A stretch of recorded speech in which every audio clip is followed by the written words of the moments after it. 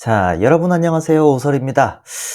이번 시간에는 우리 테슬라에 대해서 얘기를 해보려고 해요. 테슬라라고 하는 기업을 얘기할 때는 항상 빼놓지 않고 얘기를 할 수밖에 없는 인물이 한 명 있죠. 예, 이 머스크 형님, 예, 이분에 대해서 좀 얘기를 해야 되는데, 뭐 예를 들어서 이게 머스크가 직접 한 말입니다. 전기차를 팔고 있는 이 테슬라의 그 CEO가 한다는 소리가 그 광대차에 탄 광대가 되지 마라 이런 말을 그 자기가 이제 직접 이렇게 트위터에다가 써놨었어요. 이렇게 이때 테슬라 주가가 상당히 안 좋은 시기였거든요. 그 불난집에다가 기름을 한 바가지를 이제 얹어 가지고 뭐 이것뿐만이 아닙니다. 뭐 최근에 또 이제 또 화두에 오르고 있는 거, 이거는 이제 이 머스크가 이사들하고 또 마약 파티를 했다고 이때 또 왕처럼 행세를 해 가지고 전현직 임원들, 이사들하고 같이 이제 파티를 벌였는데, 그 파티에서 이제 마약을 복용하고 거기서 또 왕처럼 행세하고 이런 식으로 이제 행동을 하고 다녔다라는 이런 폭로가 나왔다는 기사가 떴어요.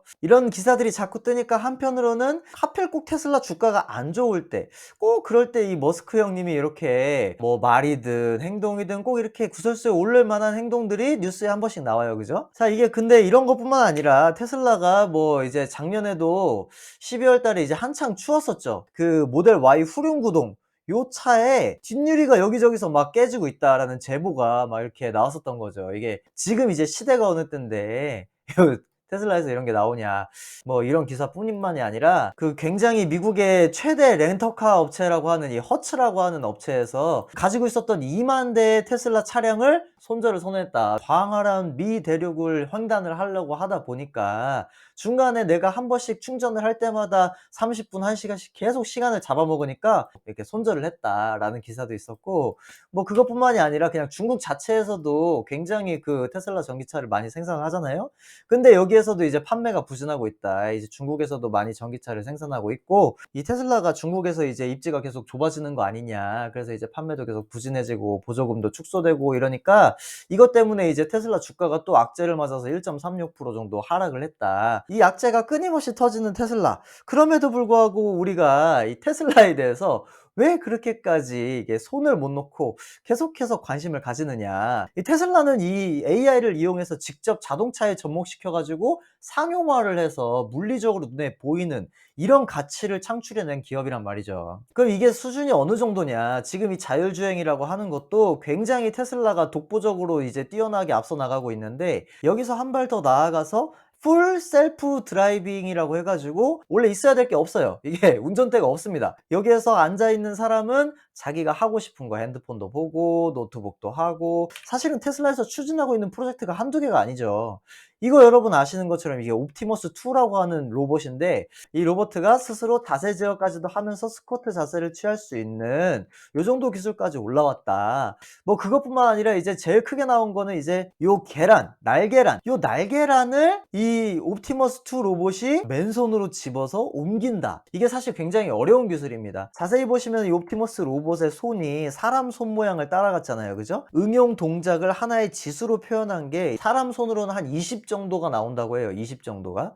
근데 테슬라가 지금 이게 구현이 되는 게 한 3에서 5까지 올라간다고 합니다. 이게 어느 정도냐면은, 이게 일반적으로 로봇 개발에만 한 우물을 판 그런 기업들 입장에서도 이 지수를 3에서 5까지 끌어올리는 게 굉장히 어려운 겁니다. 근데 이걸 지금 테슬라가 로봇 개발 시작한 지 2-3년도 안 됐는데 이걸 해냈다는 거예요. 물론 이제 여러분 보신 적도 있을 거예요. 이게 뭐냐면 이 현대차에서 그 개발하고 있는 이 로봇 아틀라스라고 하는 로봇이에요. 이런 장애물들, 요런 테이블이나 뭐 탁자 이런 것들을 아주 자유자재로 뛰어넘고 덤블링도 하고 막 난리 납니다. 이런 아틀라스 로봇에 비하면 이제 겨우 스쿼트하는 뭐 옵티머스 2가 뭐 얼마나 뭐 그게 기술이 올라온 거라고 뭐 그렇게 생각을 하실 수가 있는데, 이 옵티머스는 시작부터 애초에 개발 단계에서부터 이렇게 붕어빵 찍어내듯이 양산화를 하겠다라는 걸 목표로 가지고 갔어요. 이게 실제로 실현이 된 게 이미 전기차죠. 그죠? 이렇게 전기차에서도 실현을 시켜 놓은 거를 로봇에서 실현시키지 못할 이유가 뭐가 있냐 이거죠. 그리고 이게 단순히 그냥 로봇가 뭐 이거저거 할 수 있어요 이 정도 수준이 아니라, 기본적으로 깔려 있는 이 기반 기술, 그게 바로 이 AI라는 거죠. 이게 로봇에 접목이 된다. 여러분 이게 상상이 되십니까? 뭐 이런 것뿐만 아니라 정말 이거는 말도 안 된다 싶은 정도의 엄청난 그 대형 프로젝트 있죠. 이 스페이스 X라고 하는 프로젝트, 이 지구에 수만 개의 인공위성을 띄워 가지고 이 인류 문명의 세상을 변화를 시키겠다. 이게 지금 전 세계를 통틀어서 1인 기업이 이렇게까지 많은 위성을 띄운 건 테슬라가 독보적인 일입니다. 엄청나게 많은 데이터를 빅데이터로 수집하고 그 많은 빅데이터가 결국에는 AI가 학습하게 될 수 있는 그 기반 토대가 마련이 되는 거고, 빅데이터를 가지고 가는 게 굉장히 중요한데, 겉으로는 이전에 일론 머스크가 트위터를 인수한다고 했을 때 뭐 폭력적이지도 않으면서 건강한 논의를 할 수 있는 온라인 공간이 이 미래 인류를 위해서 필수라고 생각했기 때문에, 요런 부분 때문에 이제 자기가 트위터를 인수를 한 거다라고 표면적으로는 얘기를 했어요. 하지만 엄밀하게 깊게 들어가 보면 뭐냐면, 이 트위터라고 하는 기업이 가지고 있는 이 알고리즘에 대한 로직이 굉장히 탄탄한 기업입니다. 그거를 이제 알고리즘을 확보하고 이 빅데이터를 내가 가져다가 끌어다 쓰고 이런 것들을 하기 위해서 크게 보고 이런 빌드업들을 다 진행을 하고 있다라고 하는 썰들이 굉장히 많죠. 그러니까 애초에 지금 테슬라에서 이런저런 악재가 많이 나오고 있다 얘기를 하더라도 이 기대감을 숨길 수가 없어요. 완전 자율주행 차라느니 위성도 어마어마하게 띄워, 빅데이터들도 소셜 미디어에서 얻어가지고 또 AI 기술에다가 접목을 해, 이런 식으로 끊임없이 혁신을 이뤄가는 기업이니까 그 혁신을 눈으로 보여주신 분이 있지 않습니까? 이분! 여러분 다들 아시는 스티브 잡스 형님. 이분이 이렇게 손에다가 딱 들고 이 아이폰이라고 하는 핸드폰을 가지고서는 발표를 했을 때, 물론 사람들이 많이 열광하긴 했지만 그보다 의심의 눈초리로 보는 시선들도 꽤 많았어요. 왜냐하면 기존의 아이폰 말고도 핸드폰 개발하는 업체가 한둘이었습니까? 이때 뭐 노키아도 있었고 여러 가지 뭐 삼성 갤럭시도 있고 많이 있어요. 이미 많은 기업들이 핸드폰을 개발을 하고 있고, 이 애플이 원래 핸드폰 개발하던 회사도 아닌데, 원래 애플은 원래 이런 게 아니라 이 아이팟 그리고 아이패드 이런 것들을 이제 개발한 회사들이었는데, 이거를 이제 하나로 다 뭉쳐 가지고 아이폰이라고 하는 거를 내가 만들었습니다. 발표회 현장 자체는 굉장히 뜨거운 반응이 있었지만, 한편으로는 이게 의심의 눈초리를 바라보는 그런 시각들이 존재했었단 말이죠. 그래서 이렇게 아이폰이 나오고 나서 주가가 엄청나게 미친 듯이 폭등을 하기도 했었지만, 이게 이렇게 주가가 막 2배, 3배씩 또 뛰었다가 반토막도 났다가 막 이런 적도 있었던 거죠. 근데 결국에는 어떻게 됐습니까? 이 애플이라고 하는 기업이 지금 들어서 보면 지금 $200, 그러니까 이게 2002년부터 해서 지금까지 그냥 한 20년 정도 쭉 들고만 있던 사람들은 그냥 200배가 올랐다는 거예요. 200배. 엔비디아도 보세요. 엔비디아도 사실 이 우여곡절이 많이 있었습니다. 10년 정도 거의 내내 박스 피었거든요. 이때도 마찬가지로 보면 이 그림이 이게 낯설지 않단 말이죠. 아까도 애플도 보시죠? 애플도 이렇게 생겼죠. 그죠? 엔비디아도 이렇게 생겼고. 그죠?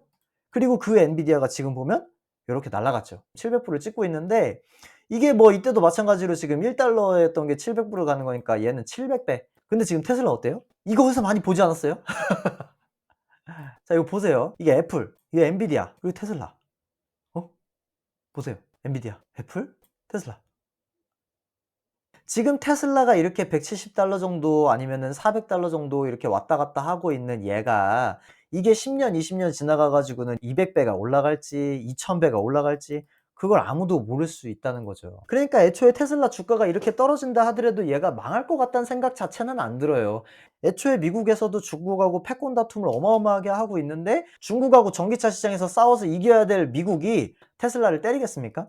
저는 그런 생각이 들지가 않는다는 거죠. 제가 가지고 있는 전체 현금의 한 70-80%를 거의 채권에 다 때려 박아서 투자하고 있는데, 이런 입장인데도 불구하고 제가 테슬라 투자에 들어가고 있다라는 거죠. 테슬라를 그래서 또 샀습니다. 언제 샀냐? 바로 어제 $176.7에 10개를 또 추가로 담았어요. 그래서 테슬라는 이제 보유 수량이 40개가 됐고, 여기에서 이제 조금씩 계속해서 분할로 매수를 들어갈 건데, 조심조심 들어갈 계획이에요. 왜냐하면 저는 여전히 경기 침체에 대해서 대비를 해야 된다는 입장이기 때문에. 그럼에도 불구하고 제가 봤을 때 실제로 경기 침체가 온다 하더라도 테슬라가 그렇게 박살날 것 같지는 않아요. 그리고 박살나면 어때요? 어차피 테슬라는 장기로 들고 가려고 사는 건데, 그죠? 현재 그래서 지금 평가 금액이 1억 2,480 정도에서, 지금 현재 원화 추정 자산이 1억 4,690만 원 정도 되니까 가지고 있는 총알이 한 2,200 정도 되는 거죠.